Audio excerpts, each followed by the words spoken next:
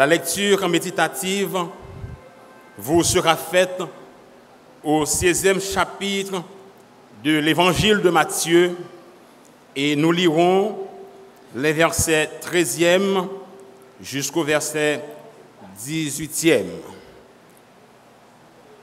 Et à présent, le peuple de Dieu voudra bien se mettre debout. Levez-vous, mes bien-aimés, pour suivre avec bienveillance la lecture de cette portion de l'Écriture sainte inscrite dans le livre de Matthieu, Matthieu chapitre 16, versets 13 à 18. Jésus, étant arrivé dans le territoire de Césarée de Philippe, demanda à ses disciples, « Qui dit-on que je suis, moi, le Fils de l'homme ?» Ils répondirent, « Les uns disent que tu es Jean-Baptiste, les autres, Élie, les autres, Jérémie, ou l'un des prophètes. » Et vous, leur dit-il, « Qui dites-vous que je suis ?» Simon-Pierre répondit, « Tu es le Christ, le Fils du Dieu vivant. » Jésus, reprenant la parole, lui dit, « Tu es heureux, Simon, fils de Jonas, car ce ne sont pas la chair et le sang qui t'ont révélé cela, mais c'est mon Père qui est dans les cieux. Et moi, je te dis que tu es Pierre, et que sur cette pierre, je bâtirai mon église, et que les portes du séjour des morts ne prévaudront point contre elle. Veuille le Seigneur bénir sa parole pour l'édification commune de nos âmes. Merci, veuillez vous rasseoir. Élevons nos cœurs vers Dieu par la prière. Notre Dieu, notre Père en Jésus-Christ, notre Sauveur, ce matin nous voulons être exposés à ta parole qui libère, qui guérit, qui transforme et qui sauve. Nous prions que ton Saint-Esprit soit au rendez-vous pour la proclamation qui se dégage de cette chair, puisse être exclusivement le produit du ciel. Nombreux sont ceux-là qui sont venus en quête d'une parole. Parle ce matin, ô que toi seul sois entendu. Nous dirons ainsi par l'Éternel. Prends-nous par la main et dans les moindres gestes, édifie ton peuple par Jésus-Christ qui vit et règne au siècle des siècles. Amen. Très cher révérend docteur Voltaire Joseph, mon ancien professeur de grec et d'éducation chrétienne à l'Université chrétienne du Nord d'Haïti, ci-devant le séminaire théologique baptiste d'Haïti, distingué pasteur et ouvrier de l'œuvre du Seigneur, valeureux membre du comité exécutif de cette église, délégation venant de toutes les églises évangéliques d'ici et d'ailleurs, chers auditeurs de la 4VEH, chers internautes, distingués membres du comité de cette église, autorité en vos titres, rang et capacités, bien-aimés dans le Seigneur, que la paix et la grâce de Dieu soient avec vous tous. C'est à la fois pour moi un privilège et un honneur d'être le prédicateur à l'occasion de la fête de la moisson de la première église baptiste du Cap-Haïtien, 6 à la rue 14K. Tout d'abord, je tiens à remercier le Seigneur parce qu'il a scellé mon appel et mon ministère. Je veux également remercier Pasteur Voltaire et les autres pasteurs, faisant partie du collège pastoral de cette église, du fait qu'ils ont jeté le dévolu sur mon humble personne pour être le prédicateur de circonstance. Un grand merci aussi aux membres du comité qui ont approuvé le choix. Que le Seigneur puisse m'utiliser puissamment pour sa gloire et pour votre édification. D'ici là, je vous souhaite une bonne prédication. Mes chers frères et sœurs, le thème que je t'ai gagné pour me prêcher dans les matins, c'est « Je bâtirai mon église ». Et le sujet tiré de ce thème, c'est l'église que Christ bâtit. Et matin, on va voir avec moi une confession à travers une révélation qui baille lieu à une fondation pour une transformation et une protection. L'évangile qui proposait à moi matin pour prédication, trouvé dans le début Nouveau Testament, c'est l'évangile mathéen, mais c'est au chapitre 16, c'est à peu près au milieu de l'évangile. Il y a une célèbre et magnifique confession de foi de Pierre, à savoir tu es le Christ, le Fils du Dieu vivant. Passage ça, c'est un passage clé pour nous dans la foi chrétienne. Comme ça, matin, on va essayer prendre le contexte du livre dans le thème et le contexte du texte dans le thème. Démarche que je vais faire dans le passage la matin, c'est une démarche théologique, c'est une démarche christologique et c'est une démarche ecclésiologique. Jamais révélation plus puissante ne fut donnée aux hommes que celle qui a été donnée à Pierre sur le territoire de Césarée de Philippe. Cette révélation est supérieure à celle que Moïse a eue sur le mont Horeb. Cette révélation est supérieure à ce que Josué a eu dans la vallée de Térébeth. Cette révélation est supérieure à ce que Gédéon a expérimenté sur le térébinthe d'Orpha. Cette révélation est supérieure à ce que le prophète Élie a vécu auprès du torrent de Kérita. Cette révélation est supérieure à ce que Samson a vécu dans le temple, dans sa victoire contre les Philistins. Cette révélation est supérieure à ce que Paul a connu sur la route de Damas. Toutes ces personnes étaient dans la présence de Dieu, mais ne pouvaient pas le reconnaître, parce que Dieu n'est pas souvent reconnu à moins qu'il soit révélé. Quelle révélation! La révélation de Dieu à Pierre, à Césarée de Philippe, c'est une révélation qui est teintée de magnificence. C'est une révélation qui est teintée de gloire. C'est une révélation qui est teintée de majesté. C'est une révélation qui est teintée de révérence, de spiritualité, de messianité, de divinité, pour ne citer que cela. Le livre de Matthieu il fait un pont entre l'Ancien et le Nouveau Testament, parce que si vous regardez le langage que Matthieu utilisait, parce qu'il a adressé à des Juifs, c'est un langage vétérotestamentaire. Et c'est pourquoi il est important pour moi matin, pour que nous fassions un petit retour dans la vie d'Israël, pour permettre à ce que nous comprenions la fondation de cette nation et la fondation de notre Église. Dieu s'est choisi un peuple particulier, je dirais, c'est Israël. Je ne dis pas Israël, je dis Israël parce que Israël, c'est l'homme rendu nation. Israël a la responsabilité pour que l'on peuple pasteur pour Dieu auprès du monde. Un peuple élu que Dieu t'a choisi dans l'Antiquité. Et pour sa fête, c'est à partir d'un homme, Abraham l'Hébreu. Il passait d'un homme à une famille, Abraham, Isaac et Jacob. Il passait de famille à tribu, les 12 tribus. Il passait de tribu à peuple. Et peuple là, il vient, un peuple esclave, un peuple nomade, un peuple libre. Et finalement, une nation établie.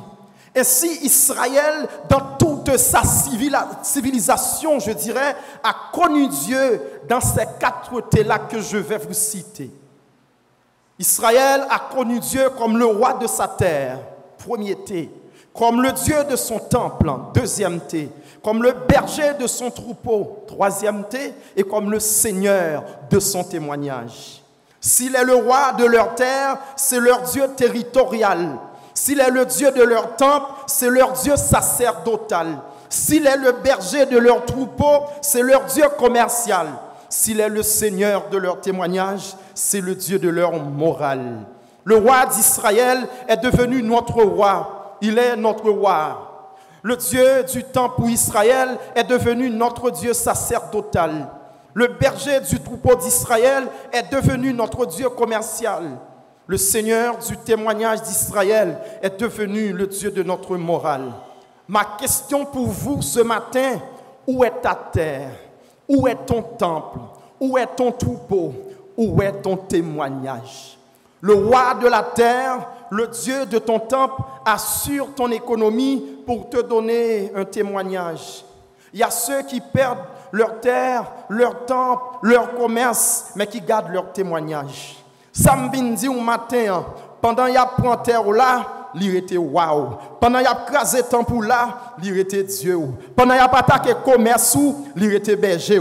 Pendant qu'il y a attaqué moral, il était Seigneur. Là, il prend terre là, bon Dieu parle ba ou l'autre terre. Là, il crasé temple, bon Dieu parle construire l'autre temple. Même si on t'a piqué tout bon Dieu parle restaurer tout pour. Et même si on t'a frappé moral, bon Dieu a fort kembe témoignage. Le contexte du passage, c'est que le peuple de Dieu, pendant plusieurs siècles, attend l'arrivée du Messie. Un Messie que l'Éternel te promet. Comme ça, tu as une bonne conception erronée sur la messianité de Jésus.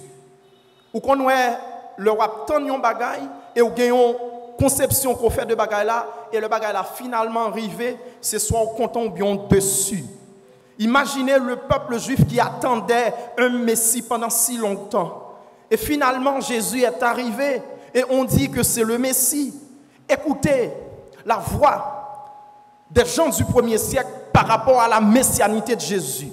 Imaginez un homme comme Jean-Baptiste, le précurseur de Jésus. Jean-Baptiste qui prêchait dans le désert et qui dit « Voici l'agneau de Dieu qui ôte le péché du monde ». À Matthieu chapitre 11, Jean-Baptiste en prison, il voyait dire Jésus, est-ce que c'est ou Messia? Est-ce que nous devons attendre l'autre? Jean-Baptiste entraîne en confusion par rapport à la messianité de Jésus. Les fils de Zébédée, maman yo, voyez demander Jésus pour mettre yon à gauche, yon à droite dans le royaume. Disciples yo posé Jésus question, maître, qui est-ce qui est plus grand dans le royaume? Et Simon-Pierre, lors de l'arrestation de Jésus, lui râlait épée et nous songeait, ça te fait Malchus.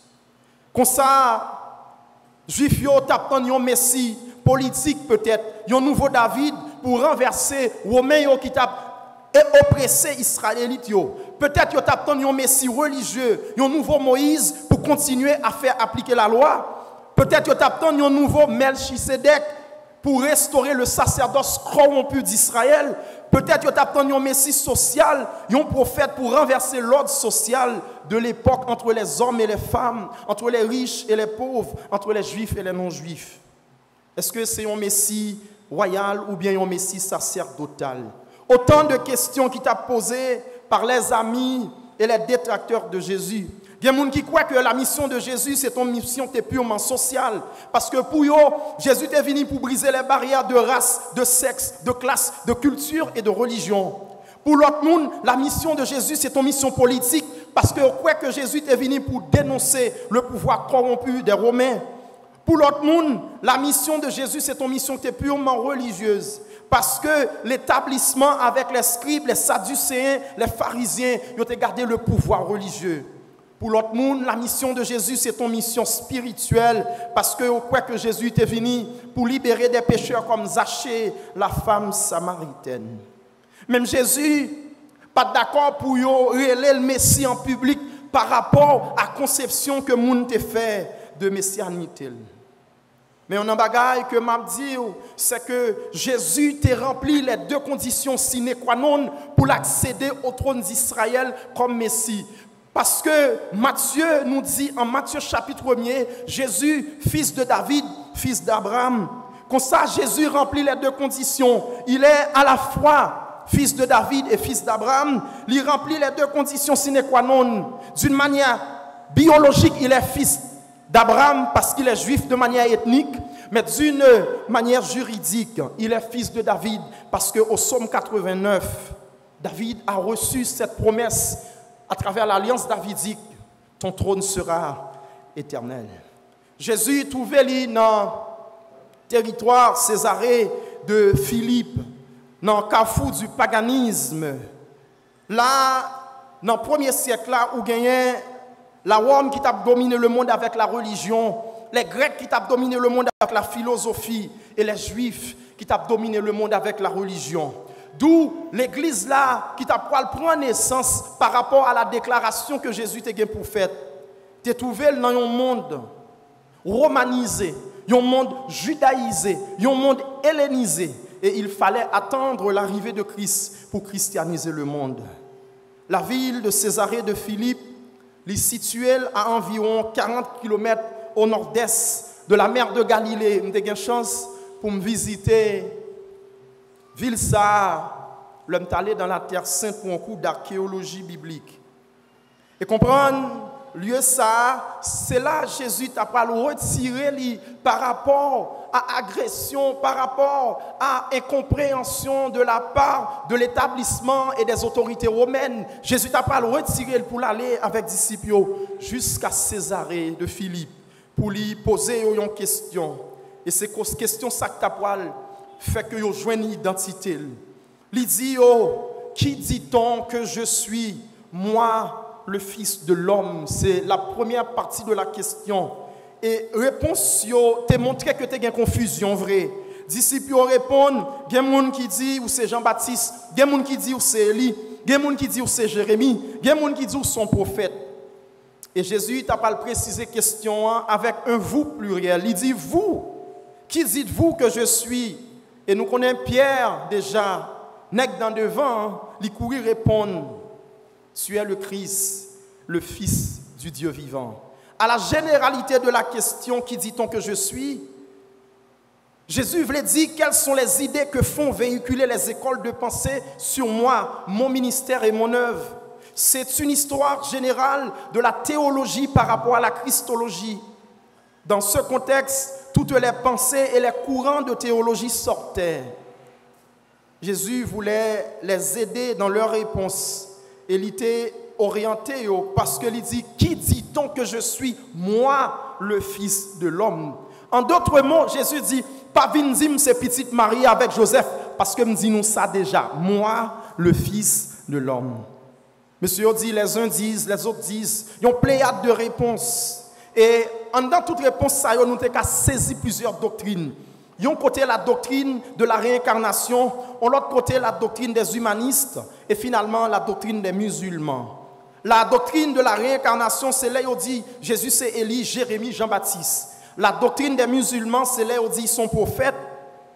Et la doctrine des humanistes, c'est là où on croit qu'ils sont hommes extraordinaires.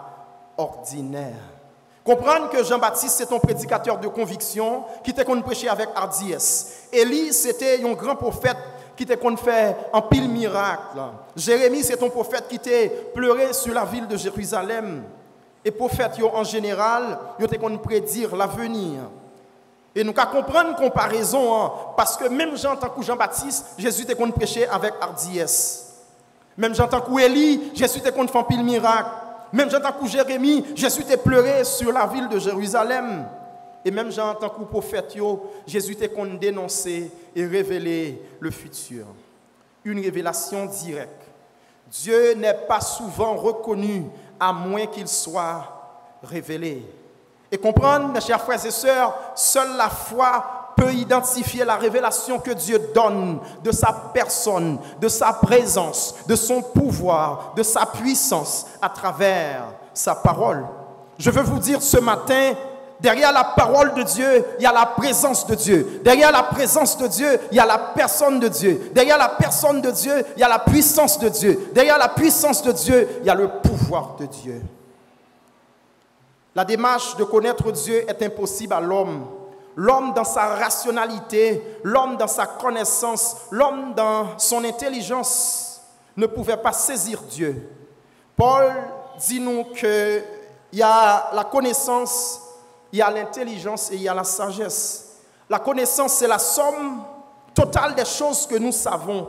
L'intelligence, c'est la capacité d'utiliser la connaissance. La sagesse, c'est le moyen d'en faire la différence. Comme ça, il y a des gens qui ont droit à la connaissance, mais pas d'intelligence. Il y a des gens qui ont intelligence, mais ils n'ont pas de sagesse. Bon Dieu, pas seulement connaissance, c'est intelligence et c'est sagesse. Lorsqu'on comprend ou qu'a bafoué bon Dieu dans connaissance, il bao dans intelligence. Lorsqu'on pense au qu'a bafoué bon Dieu dans intelligence, il bao dans sagesse. Si première question c'est une question générale, deuxième question c'est une question personnelle. À savoir, vous que j'ai choisi, vous qui vivez avec moi, vous que j'ai appelé, vous qui marchez avec moi, vous qui voyez mes miracles, vous qui faites partie du collège apostolique, connaissez-vous celui que vous êtes en train de suivre? À la deuxième tranche de la question, toutes les théologies se taisent. Tout à coup, il y a eu un silence de cimetière. Parmi les apôtres, il y a de grands hommes. Un homme comme Judas, Judas l'Iscariote. Nous devons faire un petit camper là avec nous. Judas l'Iscariote. Assurément, pensez l'Iscariote, c'est son nom de famille. Dans l'hébreu, sous ta coupé l'Iscariote, c'est Ish en Cairo. Judas, c'est l'homme venant du Caire. C'est le seul Africain du collège apostolique. Non seulement on a gagné Judas, mais on a gagné Matthieu comme un créancier. Et comprendre que bon Dieu n'a pas choisi Judas, cet homme qui était sorti dans la capitale Égypte. Il n'a pas choisi Matthieu, un créancier. Il n'a pas même choisi Thomas, un homme qui a une capacité pour poser des questions, pour douter. Mais il a choisi Pierre, cet homme illettré, ce Galiléen qui n'a pas ni qu'on lit, ni qu'on écrit. Et c'est à lui-même que bon Dieu t'a pas le révéler. Ça fait me comprendre, mes chers frères et sœurs, le Dieu extraordinaire peut utiliser des gens ordinaires pour faire des choses extraordinaires. Est-ce qu'on a dit ça même? Le Dieu extraordinaire peut utiliser des gens ordinaires pour faire des choses. Que signifie le mot Messie? Le mot Messie, dans le sens étymologique, il sous-prend le nom hébreu ou bien dans le grec. Dans l'hébreu, c'est Machia qui veut dire frotter d'huile ou fonction d'huile. Dans l'Ancien Testament, prêtre, prophète, roi, moun sa yo, chaque leur parle prend fonction, nous connaissons qui ça yo fait vider l'huile sous tête yo. Et dans le grec, Christos veut dire sauveur. Ça qui intrigue dans la réponse de Pierre, nous joignons que Jésus est à la fois roi, prophète et sacrificateur. Il y a un nom de jolet que nous fait en Israël, chaque leur yon monsieur pral venir comme sacrificateur, faut un sacrificateur qui est en fonction pour qu'il présente. Et monsieur t'a questionné Jésus comme sacrificateur. Parce que on dit, les Samuel te gain pour venir sacrificateur, il était en bas Élie le sacrificateur. Et chaque le gain, il y a un monde qui prend sacrificateur, faut ou en bas un sacrificateur pour présenter. Et pendant monsieur a fait jolet, Jésus dans la rivière du Jourdain, t'a pour recevoir le baptême. L'Éternel de dire, si nous besoin nèg en bas pour qu'il ban nous saut, et mes petites moyens, c'est moins qu'à bal saut. En haut, l'Éternel quand il dit, celui-ci est mon fils bien-aimé en qui j'ai mis toute mon affection. Comme ça, mot église, c'est un mot qui sortit dans la cité grecque, c'est ek qui signifie hors de, ecclésia qui signifie appelé.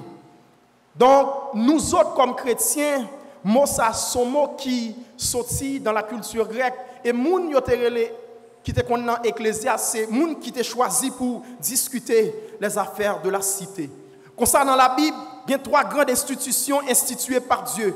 Il y a la famille, c'est la première institution. Il y a le gouvernement civil et il y a l'Église. Mais laissez-moi vous dire, mes chers frères et sœurs, l'Église est la mère ou la gardienne des 2 premières. Qui est le fondateur de l'Église? Jésus, Paul ou Pierre? Il y a pile déclaration qui fait.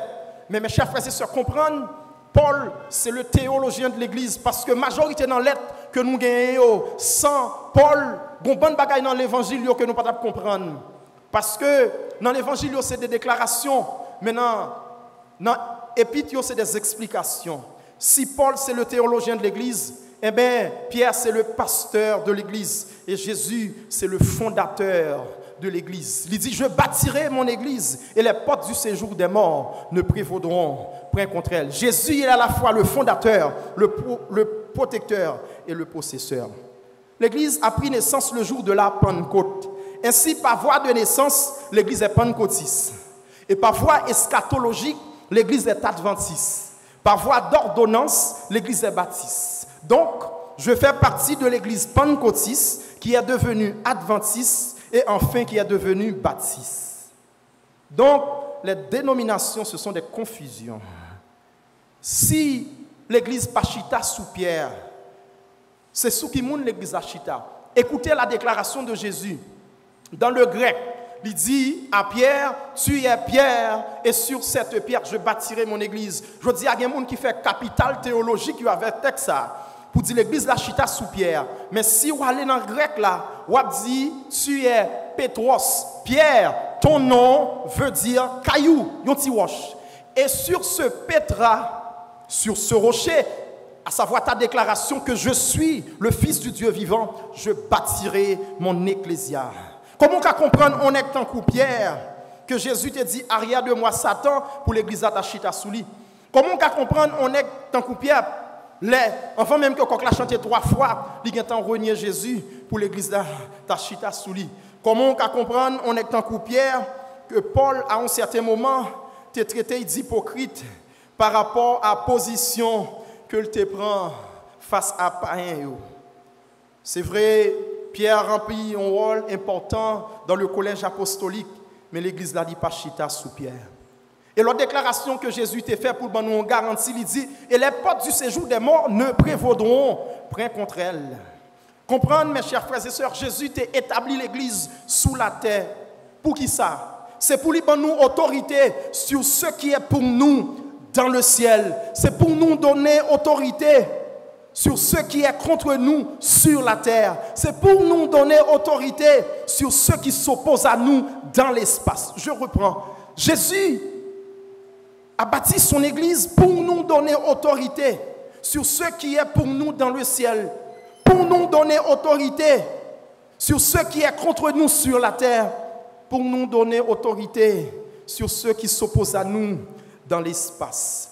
Jésus dit à disciples, je vous donne les clés du royaume des cieux. Je dis, il y a plein de monde qui dit que clé du royaume, non, c'est Pierre qui gagne. Mais ils ont mal réfléchi et mal comprendre. Le jour de la Pentecôte, puisque Jésus t'a dit, au futur, je bâtirai mon église. Le jour de la Pentecôte, quand Jésus t'a annoncé là, l'église là t'a pas pris naissance avec la présence du Saint-Esprit.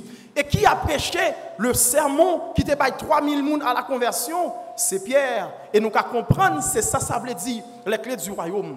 Mais en Matthieu 18, ce n'est pas seulement Pierre qui gagne les clés du royaume, les autres apôtres également. Et nous autres, les chrétiens d'aujourd'hui, nous gagnons les clés du royaume. Parce que chaque fois nous sortis pour nous aller prêcher, pour nous aller évangéliser. Et nous a passé des ténèbres à la merveilleuse lumière, nous avons les clés du royaume.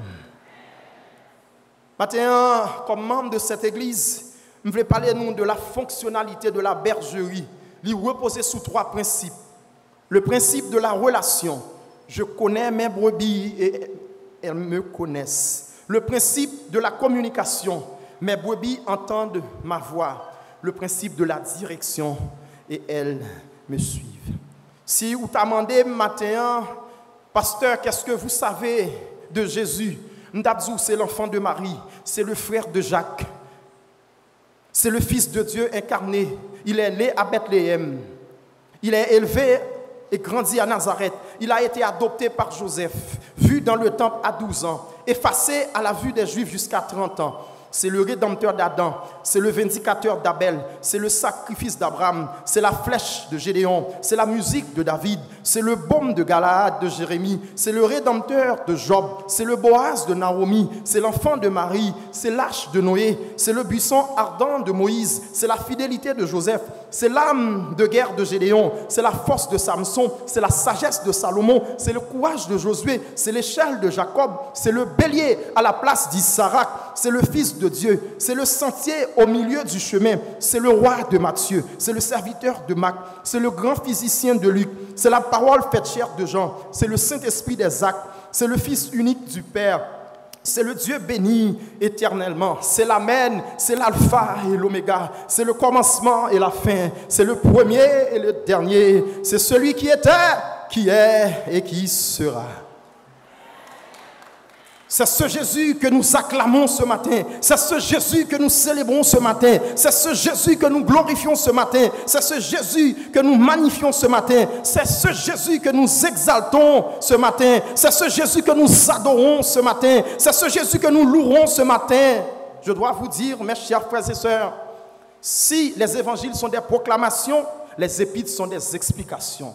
Je ne peux pas trop permettre à ce que je me présente quelques figures de l'Église. À l'intérieur de la théologie paulinienne, nous apprenons ça. L'Église, c'est le mystère d'unité. Comment ça? Jésus pour le prendre païen avec tout ça comme paganisme. Et il pour le prendre juif là avec la loi, tout ça pour le mettre en dans l'institution ça que l'Ecclésia. L'Église, c'est une épouse. Si au livre de la Genèse, l'Éternel Dieu te prend une crotte dans l'homme pour former la femme, eh bien cette femme, cette épouse a été séduite par Satan, le diable, à travers le serpent. Mais cette deuxième femme, mes chers frères et sœurs, Jésus, crotte li te pété, cette fois-ci, ce n'est pas pour retirer zo, mais c'est sang qui t'est sorti. Et c'est là, Ecclésia, t'as pas sorti. Si première femme n'a été séduite, deuxième n'a pas de droit séduite, parce que Jésus dit, les portes du séjour des morts ne prévaudront point contre elle. L'Église, c'est le corps mystique. Comment expliquer ça, pasteur? Tout corps sans esprit est illégal. Tout esprit sans corps est illégal. Si un monde qui mourit, 24 heures pour dégager avec elle. Sinon, on a un problème. Parce que c'est un corps sans esprit. Bon, ici, à tout corps pas d'esprit, il est illégal.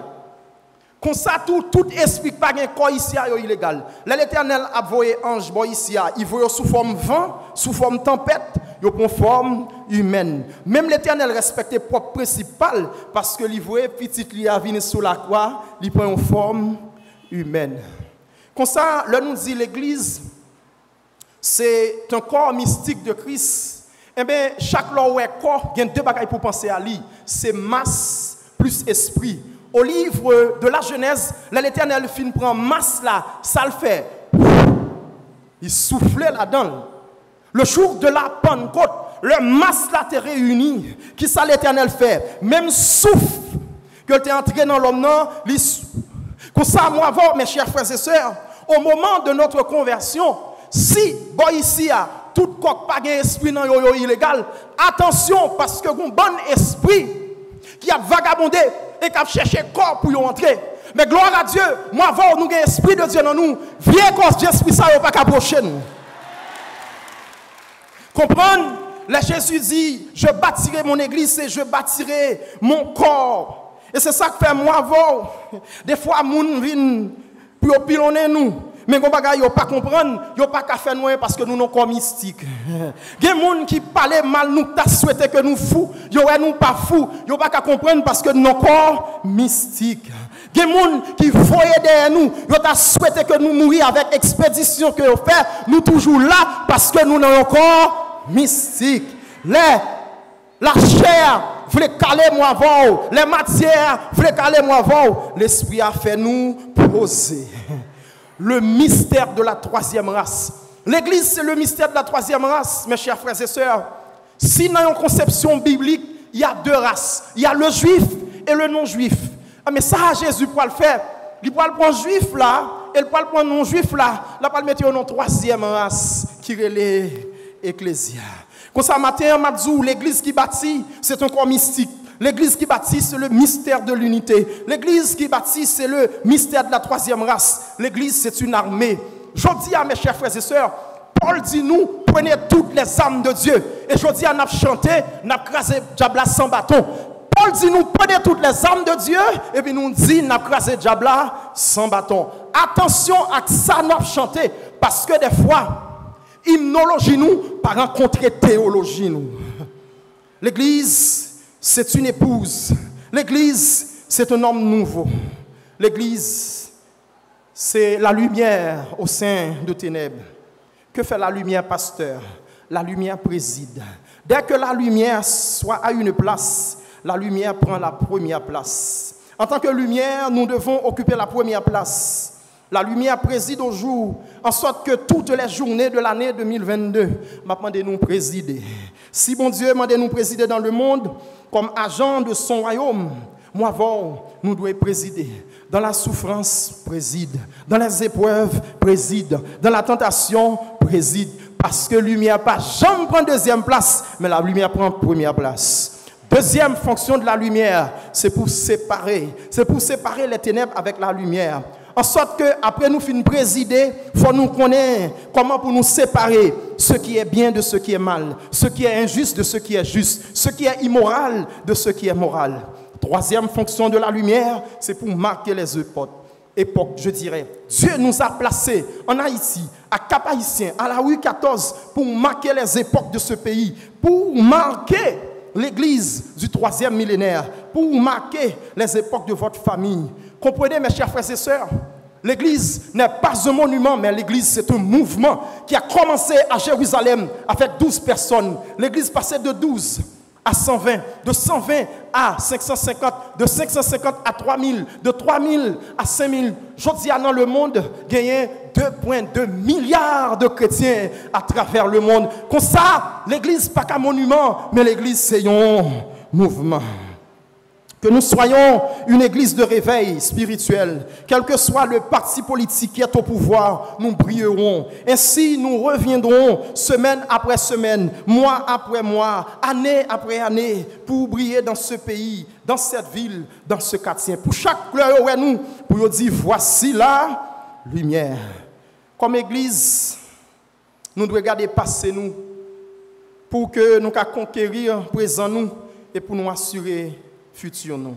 Pour nous expérimenter tout ça, il faut nous chanter un hymne d'allégeance avec conviction et hardiesse. Je veux un corps nouveau, le baptême d'en haut. Mais pour conquérir ce corps nouveau, ce baptême d'en haut, ce baptême doit être de feu, de foi, de charité. Pour devenir cet homme régénéré, pour devenir homme régénéré, il faut nous mettre nous devant la croix. Comme ça n'a dit, longtemps, c'est pas qu'on y a non. Longtemps, nous devons pas mentir. Longtemps, nous devons voler. Longtemps, nous devons loup-garou. Longtemps, nous devons immoralité. Mais qu'on y a, m'a prendre Christ tout babaye. Qu'on y a, c'est pour lui m'a travail. Qu'on y a, c'est remerciement m'a bail. Pour qui? Pour une révélation qui m'a mis en confession pour m'entrer dans l'église là qui transforme et me donne protection. C'est pour ça que je me dis, mon corps, mon cœur, mon âme ne m'appartiennent plus. Ton amour les réclame, ils sont à toi, Jésus. Comment présenter ce corps? Consacre mon offrande. Mets ton sceau sur mon cœur. Quel est ce sceau? Le sceau que je demande. Le sceau que je demande, c'est ton esprit, Seigneur. Ce matin, comme Israël qui a connu Dieu dans les 4 T, le roi de sa terre, le Dieu de son temple, le berger de son troupeau, le Seigneur de son témoignage. Ce matin, membre de l'église de la rue 14, auditeur qui a écouté nous à travers le monde, à l'occasion de fête de moisson, ça, Jésus t'a bâti l'église là, ça gagne plus de 2000 ans. Question, c'est qui l'église n'a quitté pour une nouvelle génération. Je ne vais pas parler de bâtiment ça, mais nous chaque qui là, qui c'est celle pour nous assaisonner le monde, qui c'est témoin pour que nous représenter Christ, nous c'est ambassadeurs, nous c'est lumière. Matin, m'a présenté nous 4 T. Bah Jésus tant nous, bah Jésus talent nous, bah Jésus trésor nous, bah Jésus toi-même t'es tout. En guise de conclusion, je dirais, poussez vers l'Éternel des cris de joie. Vous tous, habitants de la terre, servez l'Éternel avec joie. Venez avec allégresse en sa présence. Sachez que l'Éternel est Dieu. C'est lui qui nous a fait et nous lui appartenons. Nous sommes son peuple et le troupeau de son pâturage. Entrez dans ses portes avec des louanges, dans un parvis avec des cantiques. Célébrez-le, bénissez son nom, car l'Éternel est bon, sa bonté dure toujours et sa fidélité de génération en génération. Que le Seigneur vous bénisse.